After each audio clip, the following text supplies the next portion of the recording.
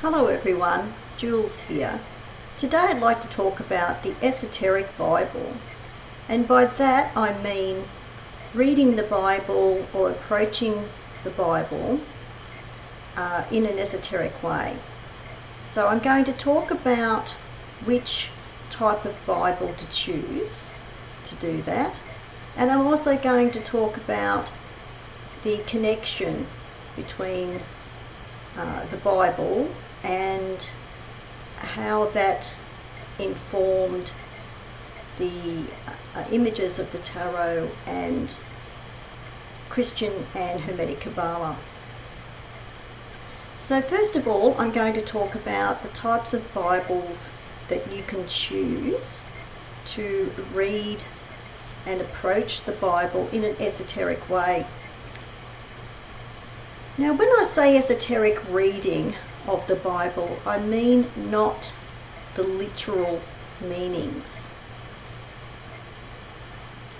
So for some people, they may be wondering what that kind of means, but it means reading the Bible from a more metaphorical and mythological perspective, and kind of reading between the lines, and not in the way that people may have been taught, at Bible school or Sunday school, things like that. In other words, the way that some people are taught through some Christian churches. So, to start with some of the Bibles, I've just got a few here, just to give you an idea. Now, the first one that I'm recommending would be the King James Version. And the reason why I've got that as my first choice is because the King James Version has got the older style language, and it is the version that is used for the Masonic Bible. I do have the Masonic Bible. I'm not going to show it on here today. I have shown it in one other video before, but I decided not to show that book. That Bible, it just has a different cover. It just has the Masonic symbol on the cover, but it's basically a King James Version Bible. So that's why I'm not showing it today, because I'm recommending the King James Version as the number one choice anyway. So I'm not going to bother to show pages, but this is this, for example, is a King James Version Bible. These are quite easy. They're quite easy to buy, quite easy to get. So, I particularly like this one for the colour. It's got, the soft cover. It's got, I don't know whether you can see it, but it's got a really nice lion emblem on the front, and it's got beautiful silver gilding for the pages. It's not all that expensive, but this is the King James Version. It will just have the three letters here, KJV, for King James Version. That's all you have to really look for. So that's all you need to do there, but the King James Version is my number one choice. The next one is the New Revised Standard Version, or NRSV. This one is a hardcover version, and they're not all that expensive to get. I think it's because the Bible is just freely available, and you can get them at all different kinds of prices. So I didn't pay very much for these Bibles I'm showing today. They're relatively new versions, but this happens to be what they call the anglicised edition. but it is the New Revised Standard Version. It's a beautiful hardcover version. And sometimes I have a few Bibles, or I buy a new Bible because it may be slightly different to another version that I've got. That's all. It's up to people what they prefer.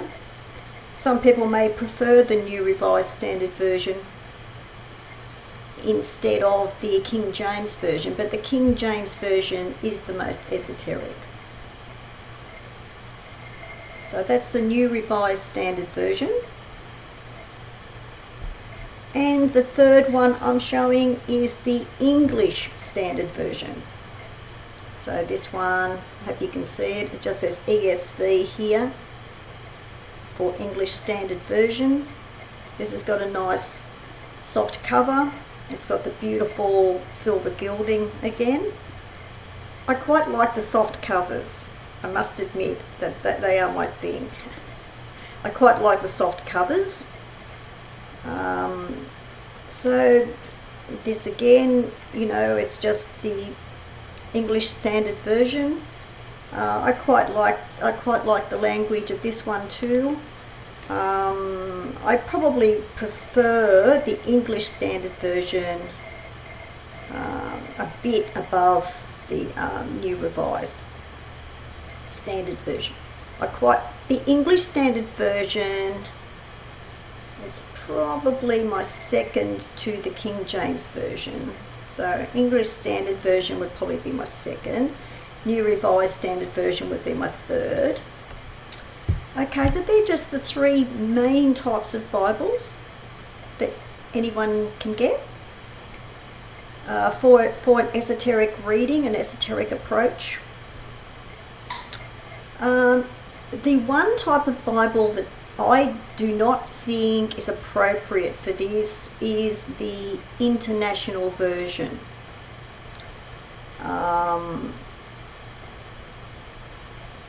Which is also known as the New International Version, or the New International Reader's Version. New International Reader's Version. Yes. There's the International Reader's Version or the New International Reader's Version. If you see the word international, it's probably not the one, I don't think it's the one to buy because it's too evangelistic. So in other words, those Bibles are written for the literal meaning and for the literal reading of those. So that's just not appropriate. So, not for esoteric reading and esoteric approach. So just remember to look for the international word, and that's probably not the one to get for esoteric Bible reading. Now to talk about which books in particular are the most esoteric in the Bible. Which books of the Bible? Because the Bible itself is many books in one. It comes from the Latin word biblio. So that's what Bible means. It means, many books. But which books of the Bible are the most esoteric? First of all, in the Old Testament, the book of Genesis, which is the very first book of the Old Testament, that is, quite an esoteric book. It's also got a connection to Jewish Qabalah. Then the book of Psalms. The book of Psalms is, it's quite esoteric. Then the other book of the Old Testament that's quite esoteric is the book of Ezekiel. And the book of Ezekiel I will mention in a moment in regard to tarot images. So you've got the book of Genesis, the book of Psalms, the book of Ezekiel, all in the Old Testament. These are the most esoteric books. Then in the New Testament, it's mainly the book of Revelation. Now, to talk about the connection with the Tarot and with Qabalah. Now, when I was mentioning the book of Ezekiel, that particularly informed the images of the major arcana cards, the Chariot card and the Wheel of Fortune card. So, and in turn, all of this had a big influence on the Golden Dawn. The Golden Dawn did refer to the Bible and these particular books that I mentioned. In regard to the tarot images, even some of the ideas and concepts of the Golden Dawn. And this also included Crowley. Aleister Crowley also recognised the Bible as quite an important source. So that may surprise people, because he was quite anti-organised religion, but he recognised the value of these particular books of the Bible for their, use in esoteric thought. And this in turn also, even before the Golden Dawn, this use of scripture, well, the Old Testament scripture particularly is the basis for Jewish Qabalah, but the Christian Qabalah that later developed from Spain was actually founded by Jewish converts who converted to Christianity, and they went on to found Christian Qabalah. So the Christian scriptures like Revelation, Book of Revelation, informed the ideas and concepts of Christian Qabalah, which later developed, as I said, out of Jewish, from Jewish Qabalah, because these were Jewish converts who converted to Christianity in Spain. And then you've got the founding of Hermetic Qabalah, which stemmed out of Christian Qabalah, by Samuel Mathers, the leader of the Golden Dawn, who also wrote the curriculum.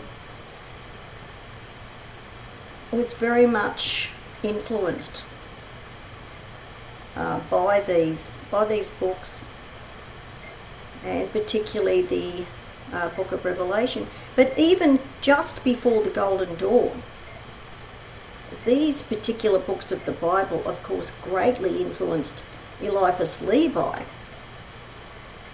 Eliphas Levi was the great influence on the later Golden Dawn.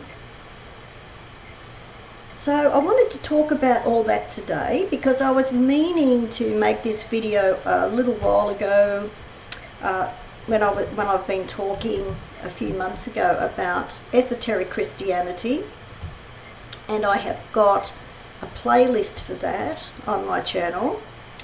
So I have been meaning to make this video about the Bible in relation to the esoteric approach, the esoteric reading of these Bibles, these particular books of the Bible, and also how it relates to the creation of the tarot images in the major arcana, and Jewish Qabalah, Christian Qabalah, and then Hermetic Qabalah. So I'll put some details below the video. Thanks for watching, and bye for now.